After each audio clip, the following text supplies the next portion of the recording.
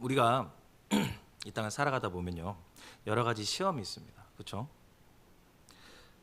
그래서 어떤 때는 또 고난이 오기도 하고요, 힘이 많이 들기도 합니다. 배를 타고 가다 보면 뭐가 나타나죠? 갑자기 바람이 불기 시작합니다. 그죠? 바람이 불면 뭐가 나타납니까? 파도가 나타나죠. 배멀미 해보셨습니까? 예. 제가 그 소흑산도, 그러니까 낙도 선교라 그래서 작은 섬에 이제 선교를 하러 들어갔다가 태풍 때문에 갇힌 적이 있었어요. 그래갖고 원래 나오기로 한 날짜보다 3일인가를 더 그 안에 갇혀 있다가 나오는데도, 태풍이 이제 가는 길인데도 파도가 엄청나더라고요. 와, 조그마한 배 타고 나오는데 저는 멀미를 안 한다고 생각했거든요. 근데 하더라고요. 아, 어마무시하더라고요. 사람이 죽겠더라고요. 바닥에 붙어 있고 싶더라고요. 또 등산을 하다 보면 뭘 만나죠? 가파른 경사를 만납니다. 주님, 그죠? 이 무게를 가지고 평지를 걷기도 힘이 든데 그 경사라니요. 참 우리를 힘들게 합니다. 그런데 다르게 생각해 보면요, 배는 그 파도를 일게 하는 바람이 있기 때문에 빠르게 갑니다. 그렇죠? 산에는 그 급한 경사가 있기 때문에 빙 둘러가지 않고 가로질러 갈 수 있는 유익이 있다라는 거죠.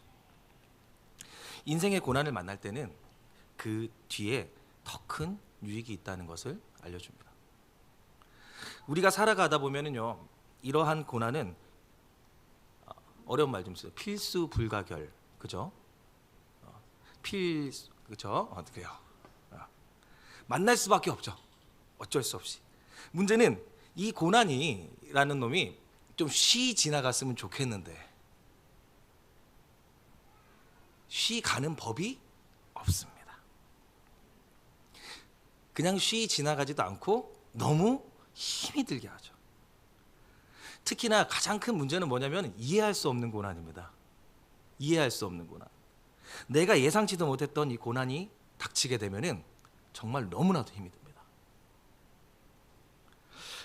아마 우리 모두는 한 번쯤은 이런 고난을 만났을 것이고, 또 그 고난 앞에서 하나님 앞에 최소한 원망, 최대 돌아선 사람들도 있습니다. 그때마다 우리가 외치는 말이 뭡니까?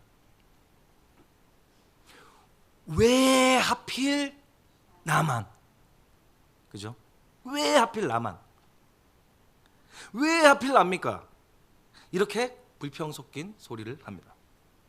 왜 나한테 이런 고난을 주셔서 나로 힘들게 하십니까? 내가 뭘 잘못했다고, 내가 뭘 어떻게 했다고, 내가 뭐 하면서. 그때 하나님 뭐라고 하시던가요?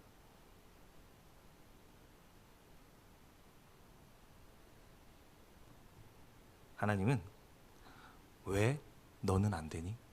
라고 말씀하십니다. 이게 무슨 이야기를 하는 거냐면, 하나님이 아무 이유 없이 그냥 사람들 괴로워하는 걸 즐거워하시는 그런 분이 아니라는 거예요.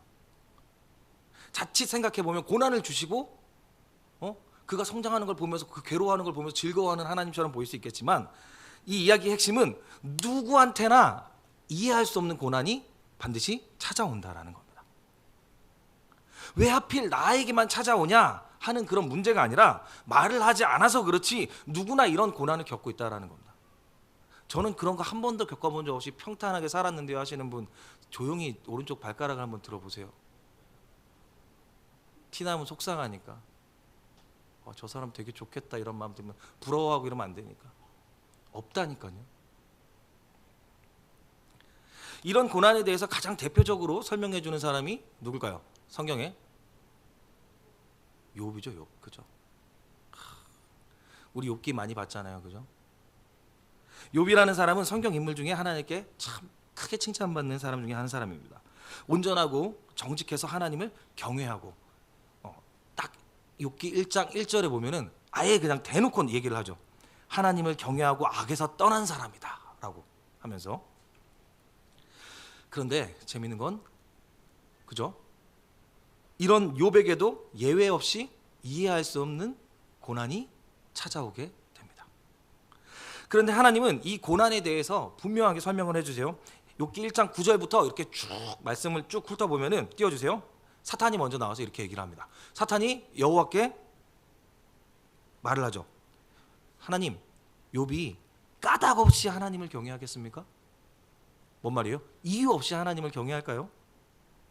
주께서 그의 집과 모든 소유물을 울타리로 두르심 때문이 아니니까 주께서 그의 손으로 하는 바를 복되게 하사 그의 소유물이 땅에 넘치게 하셨습니다. 결국 뭐예요? 하나님이 그를 지키시고 보호해 주시고 그로 잘되게 하시고 부유하게 하셨으니까, 건강하게 하셨으니까 그가 하나님을 경외하고 잘 섬기는 겁니다 라고 말을 하죠.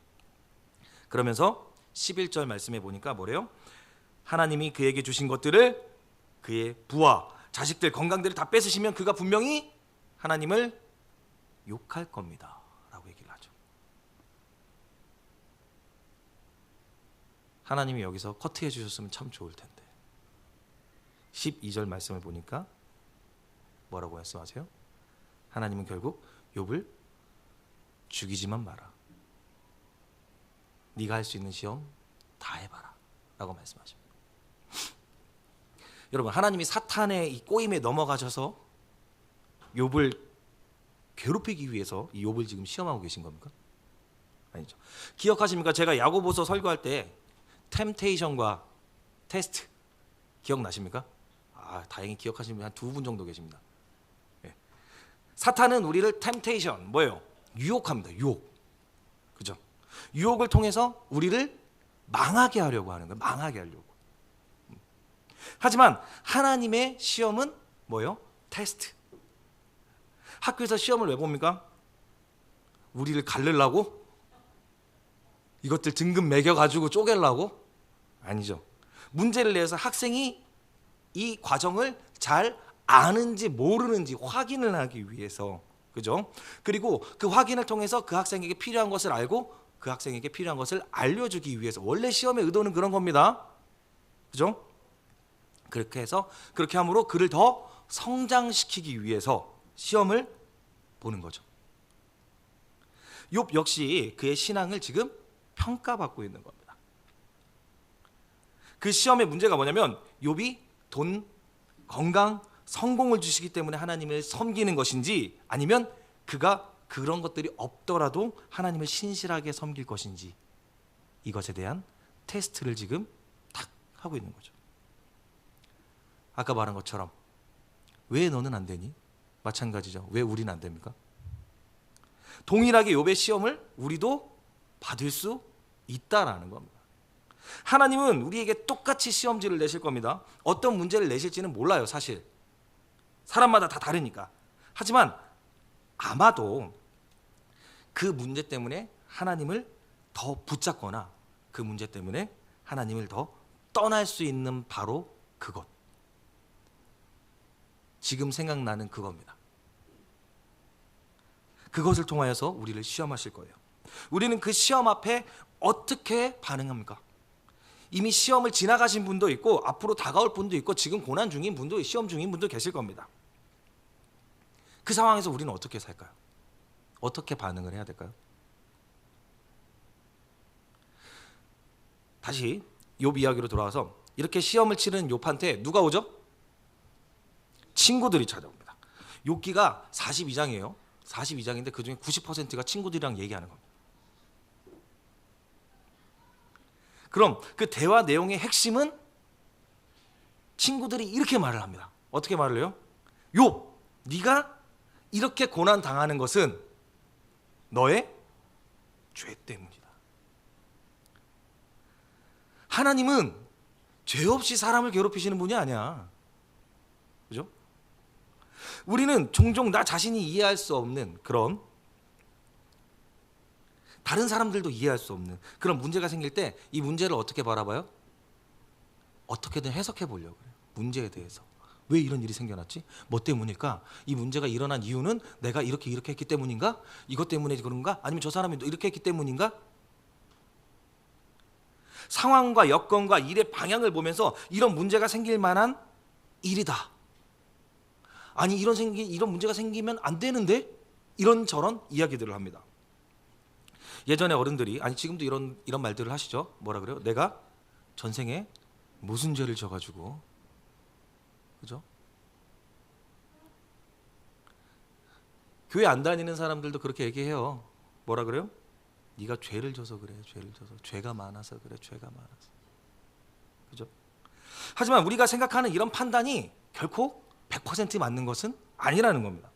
우리가 이러저러한 이유를 알 수 없는 그런 고난을 당할 때 죄와 연관시키는 이유는 뭐냐면 단지 그냥 이 고난을 죄와 연결하는 게 제일 쉽기 때문에 그렇게 하는 거예요. 다른 이유가 없어요. 이해할 수 없는 고난을 당하고 있는데 어떻게 이해합니까? 이해할 수 있었으면 이해했지. 이해할 수 없는 고난인데 어떻게 이해를 해? 이해할 수 없는 고난을 당할 때 가장 쉽게 연결할 수 있는 고리가 바로 너가 죄 지어서 하나님한테 지금 벌 받고 있는 거야. 그거라는 거예요. 이게 뭐냐면 인과응보예요. 인과응보. 우리가 아는 인과응보. 내가 잘했으니까 상을 받고, 내가 잘못했으니까 벌을 받는. 하나님은 인과응보의 하나님이긴 맞습니다. 하나님이시긴 합니다. 그죠? 우리가 잘못한 것, 잘한 것들에 대해서 상을 주시고 벌을 주시긴 하지만 하나님은 그 인과응보를 뛰어넘는 분이시라는 걸 알고 계셔야 돼요. 하나님은 인과응보를 통해서 우리가 더 도덕적이고 본이 되는 삶을 살아가는 것을 원하시는 분이 아니고, 윤리적이고 도덕적인 삶을 사는 것은 그저 하나님을 섬기는 가운데 따라오는 그냥 부산물 중에 하나일 뿐이에요. 하나님이 원하시는 목표는 그런 게 아닙니다. 왜 하나님이 그런 걸 안 원하실까? 생각해 보셨어요? 이유는 우리가 아무리 노력해도 하나님이 원하시는 수준의 윤리도덕적인 삶을 살 수가 없어요. 우리가 죽었다가 한 3번 정도 깨어나도 그 수준엔 다다를 수가 없어요. 우리는. 그렇기 때문에 우리는 이런 인과응보의 법칙에 의해서 구원을 받는 게 아니고 이 인과응보를 뛰어넘는 은혜가 필요한 겁니다. 은혜가. 예수님이 왜 이 땅에 오셨어요? 우리가 율법적으로 충분히 구원받을 만한 것들이 있었다면 예수님이 굳이 이 땅에 인간의 몸을 입고 그리고 우리를 위해서 대신 죽어주실 이유가 없었어요. 예수님은 이 땅에서 이루신 일이 뭐였냐면은 이 땅에 율법과 율법이 요구하고 있는 그 모든 것들을 다 만족시키러 오신 겁니다. 십자가에서 예수님이 마지막에 하신 말씀 뭐예요? 그죠? 다 이루었다. 뭘 이루신 겁니까? 율법과 율법이 요구했던 그 모든 것들을 예수님이 다 완성시키신 겁니다. 그러니까 너희는 그 예수를 믿음으로 믿음에서 율법을 자유케 된다는 거. 내가 예수가 다 이루었기 때문에 다 이룬 예수를 믿음으로 말미암아서 더 이상 율법에 얽매이지 않고 자유케 된다. 이게 복음이라는 거예요. 신앙은 인과응보가 아니라 이 인과응보를 뛰어넘는 겁니다. 그러니까 욥의 친구들이 여전히 그 하나님을 인과응보의 하나님으로 오해하고 욥을 통해서 계속 뭐라 그래요? 끝까지 너가 죄져서 그래. 너 죄 때문에 힘든 거야. 너 죄 때문에 아프고, 죄 때문에 자식들 죽고, 죄 때문에 마누라 떠나가고, 죄 때문에 가진 거 다 잃은 거야 라고 얘기를 하죠. 근데 하나님이 이 친구들한테 이렇게 말씀하세요. 욥기 42장 7절 말씀을 보면요, 이렇게 말씀을 하십니다. 여호와께서 욥에게 이 말씀을 하신 후에 여호와께서 대만 사람 엘리바스에게 이르시되 내가 너와 내 두 친구에게 노하나니 이는 너희가 나를 가리켜 말한 것이 내 종 욥의 말같이 옳지 못함이니라. 틀렸다는 겁니다. 욥은 죄 때문에 고난을 받은 게 아닙니다. 하나님이 더 큰 은혜를 주시려고 그 시험을 내리신 것뿐이라는 거예요. 그리고 욥은 그 인내로 시험에 통과해서 이전보다 더 큰 복을 누리죠. 2배의 복을 누립니다. 뭘 증명합니까? 재물 때문이 아니라 재물이 없어도 하나님을 신실하게 신뢰한다는 것을 지금 욥이 증명을 했죠. 시험에 합격을 한 겁니다. 그 욥의 신앙 고백을 보면요, 욥기 1장 20절 말씀에 보면 이렇게 말을 합니다. 욥이 일어나 겉옷을 찢고 머리털을 밀고 땅에 엎드려 예배하며 라고 말을 하죠. 지금 뭐예요? 자식들이 다 죽었어요. 내가 가지고 있는 소유들을 도적들이 갖고 와서 다 훔쳐간 상황이에요. 지금 시작 스타트 지점. 그 상황에서 지금 욥이 일어나서 겉옷을 찢고 머리털을 밀었습니다. 여기까지 우리랑 똑같아요. 그 다음 뭐 합니까? 땅에 엎드려서 예배를 합니다. 우리 같으면 겉옷을 찢고 머리를 민 다음에 뭐 합니까? 하나님을 향해서 삿대질을 해야죠. 그죠? 하나님 살아계시면 이룰 수 있습니까? 해야 되는데 지금 욥은 예배를 합니다. 그리고 고백하죠. 이르되 내가 모태에서 알몸으로 나왔사온즉 또한 알몸이 그리로 돌아올지라. 주신 이도 여호와시오 거두신 이도 여호와시오니 여호와의 이름이 찬송을 받으실지니이다. 나는 아무것도 가지고 나온 게 없습니다. 다 하나님 겁니다. 나는 아무것도 아닙니다. 아까 말했죠. 지금 무슨 상황이라고요? 가진 재산 다 잃고 자녀들은 다 죽은 황당한 상황입니다. 정말 죽고 싶은 상황이에요. 하지만 욥은 그 상황 가운데서도 자신의 위치를 알고 있어요.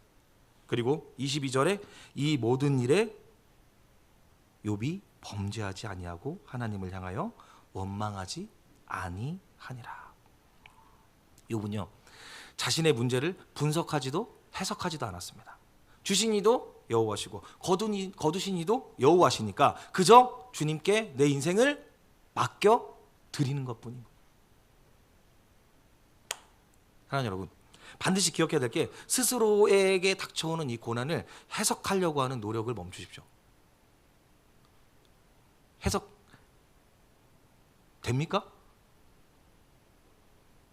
해석이 불가능한 일이 해석 가능한 일보다 훨씬 많습니다. 이걸 해석하려다가 오히려 멀쩡한 것마저 다 망가질 수도 있어요. 그러니까 오늘 욥과 같은 신앙이 우리 가운데 있었으면 좋겠습니다. 주신 이도 여호와시오 거두신 이도 여호와시니 다 그냥 여호와 겁니까? 하나님 겁니다. 하나님이 하십시오. 오늘 본문 가운데 동일한 메시지가 나오죠. 오늘 말씀은 맹인의 눈을 고쳐주고 계시는 예수님의 모습이 나타나고 있습니다. 그렇죠? 그런데 이 맹인이 어떤 맹인이냐면 사고로 눈을 다친 맹인이 아닙니다. 보면은 날 때부터 맹인이었던 자라고 얘기를 해요. 얼마나 안타깝습니까? 그러니까 이 사람은 한 번도 세상을 본 적이 없는 사람인 거예요. 그런데 나면서부터 맹인된 이 사람을 향한 예수님의 제자들, 유대인들, 바리새인들이 어떻게 바라보는지를 바라봐야 돼요.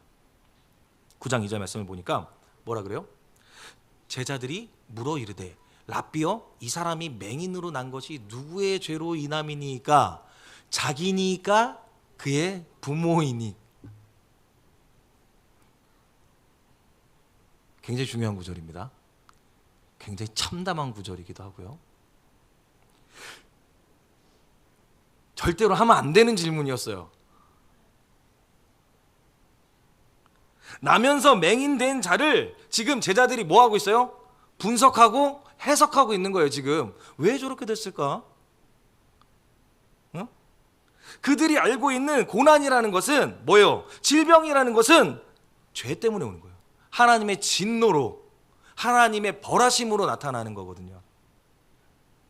그러면 그 맹인된 자가 태중에서 죄를 지었던, 부모가 아이를 가졌을 때 죄를 지었던, 뭔가 죄 때문에 이렇게 된 것이 아닙니까? 하고 말을 하고 있는 겁니다. 누구랑 다를 바가 없어요. 지금 욥의 친구들이랑 다를 바가 하나도 없는 겁니다.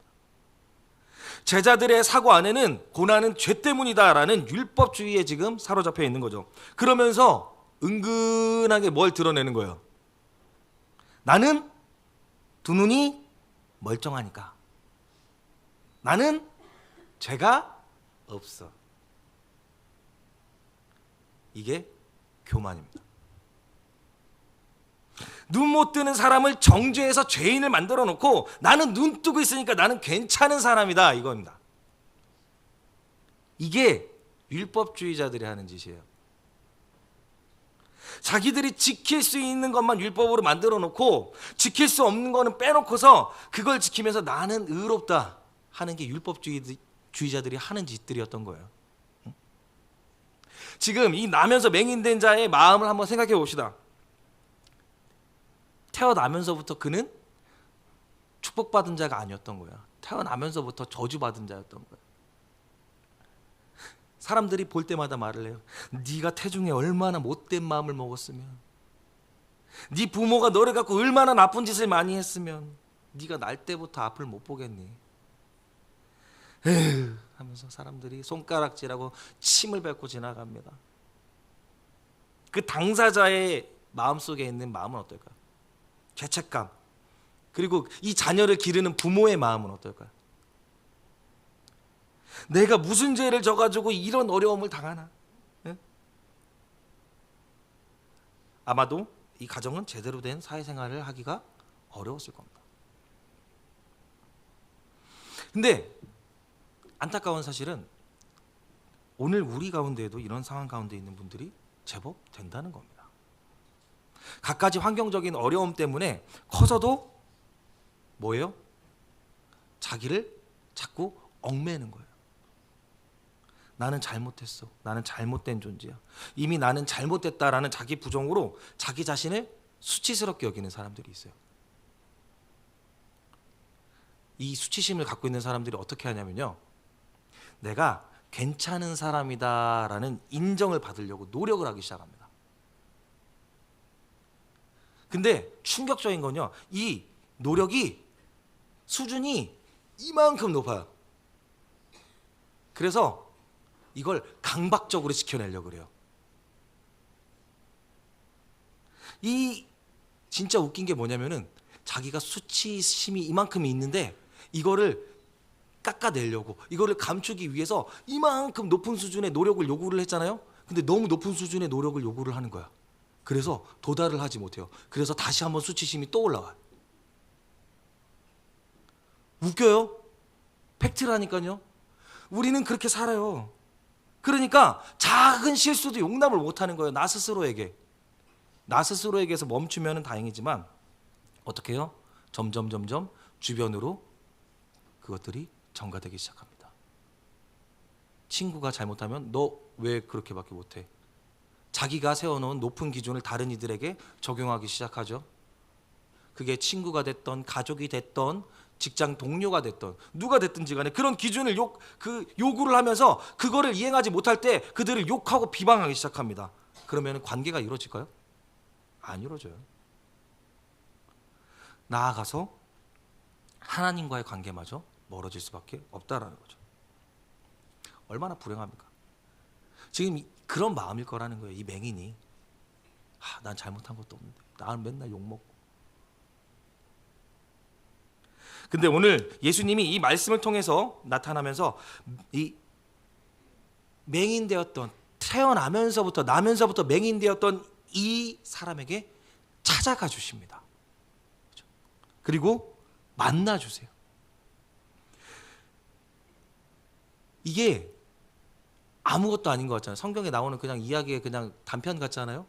근데 중요한 건 뭐냐면 이 맹인이 다윗의 자손 예수야 하면서 소리 지른 게 아니라니까. 예수님이 찾아가서 만나 주신 거예요. 이렇게 예수님이 오늘 우리와도 만나 주신다라는 겁니다. 맹인이 예수님을 만나고 치유됐던 것처럼 오늘 우리도 예수님을 만나고 치유가 되어야 된다는 겁니다. 우리의 인생은 하나님 손에 있는데, 하나님 손에 있잖아요, 우리 인생이. 근데 이 하나님이 어떤 하나님이냐면은 우리를 괴롭히고 고난을 주고 빡세게 굴려가지고 그 사람 한번 만들어 보자 하는 그런 악독한 중대장 같은 그런 하나님이 아니에요. 그 하나님은 선하신 분이에요. 그렇기 때문에 우리의 삶의 모든 결과는 결국 선하게 나올 수밖에 없습니다. 왜요? 그 선한 결과는 나의 선함, 내가 선하게 살고 내가 착하게 살고 내가 잘 살아서가 아니라 하나님이 선하시기 때문에, 그 선하신 하나님의 손에 우리가 붙잡혀 있기 때문에 우리의 끝은 선할 수밖에 없다라는 거예요. 그 모든 것을 협력하여 선을 이루시는 하나님이 지금 이 나면서 맹인된 자를 통해서 선을 이루어 가시고 계시는 겁니다. 모두가 저주하고 멸시하던 그가 예수님을 만남으로 그의 눈이 띄어지고 이를 통해서 영광 받으시는, 모든 것을 합력하여서 선을 이루게 하실 그 하나님의 섭리대로 지금 이끌어가고 계시는 거예요. 우리가 그 하나님을 믿는 겁니다. 우리가 그 예수님을 믿는 거예요. 오늘날 이 시대는요, 욥의 친구들처럼, 이 제자들처럼, 유대인들처럼 자신이 저지르는 무례함과 폭력들은 그냥 정당화시켜버리고 다른 사람들은 죄인으로 정죄하는 시대입니다. 인터넷에서 제일 무서운 게 뭔지 아십니까? 인터넷에서 제일 무서운 건요, 이슈가 되는 순간에 신상을 털어버립니다. 신상을 털면요, 그 사람 유치원 때부터요 지금까지 다 나와요.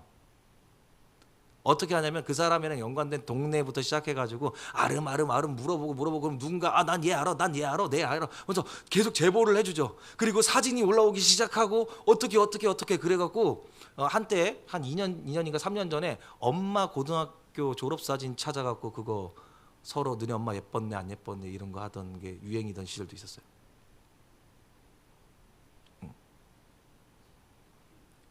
충격적이죠. 웃겨요? 우리 엄마 아닌데 이러면서 자기들끼리 낄낄거린다고요. 그러면서 왜 재밌잖아. 그런 폭력을 정당화하는 시대입니다. 왜 그렇게까지 다른 사람들을 정죄하고 몰아붙일까요? 왜? 그들을 그렇게 몰아붙이고 정죄해야만 내가 괜찮은 사람이 되는 거예요. 나는 욥처럼 고난 안 받으니까, 나는 나면서 맹인된 사람처럼 앞을 못 보는 게 아니고 나는 잘 보고 살아가니까 난 괜찮은 거야.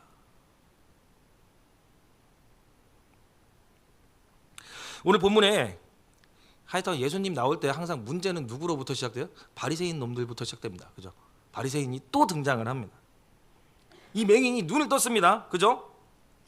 이 맹인이 드디어 예수님이 이제 흙 바닥에다 침을 뱉으셔서 진흙을 만드셔서 눈에 하고 이제 가서 씻어라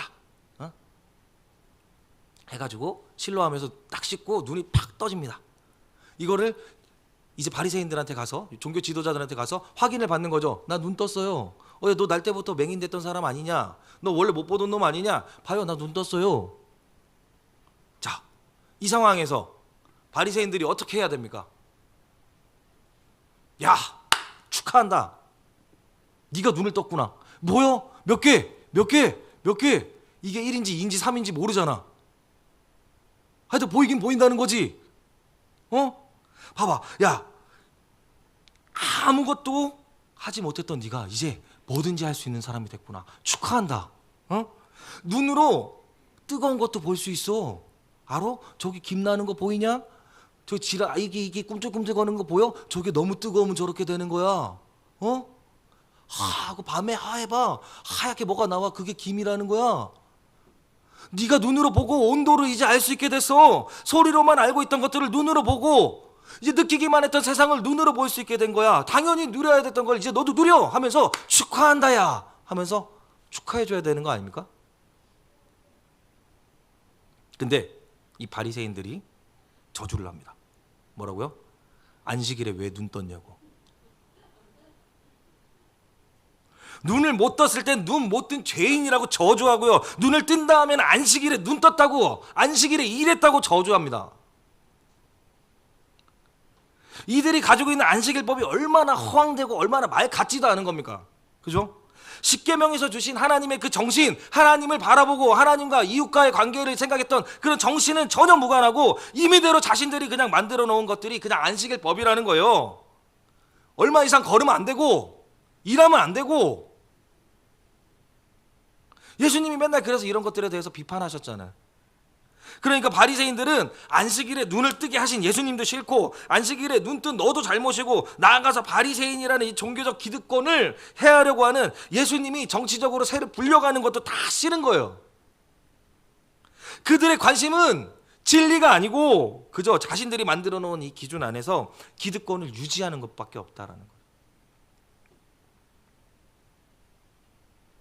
그렇게 자신을 정죄하는 바리새인들에게 이 눈뜬 맹인, 말이 이상한데, 이제 눈을 뜨게 된 전 맹인이 이렇게 얘기를 합니다. 우리 30절 말씀을 세 번역으로 한번 볼까요? 네, 제가 세 번역을 이렇게 띄었습니다. 이렇게 말합니다. 그가 그들에게 대답하였다. 그분이 내 눈을 뜨게 해주셨는데도 여러분은 그분이 어디에서 왔는지 모른다니 참 이상한 일입니다. 세상 천지 땅에 침뱉어갖고 진흙 만들고 그거 흙으로 눈에 발라갖고 나면서부터 앞을 못 보던 자를 눈을 뜨게 하는 일 봤습니까? 드러나 봤습니까? 하나님이 아니고서 이런 일이 어떻게 일어납니까? 저분이 하나님이 보내신 메시아가 아니면은 어떻게 이런 일이 있겠습니까? 라고 지금 말을 하는 거예요.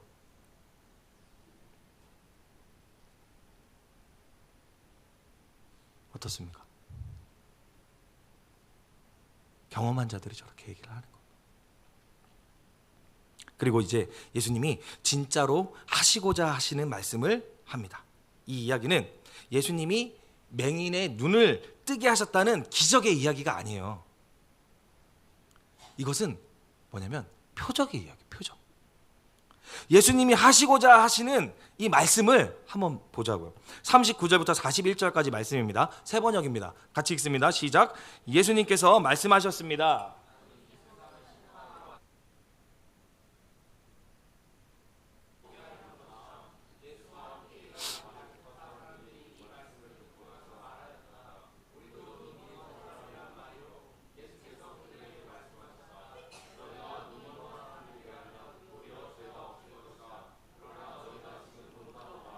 너희의 죄가 그대로 남아 있다.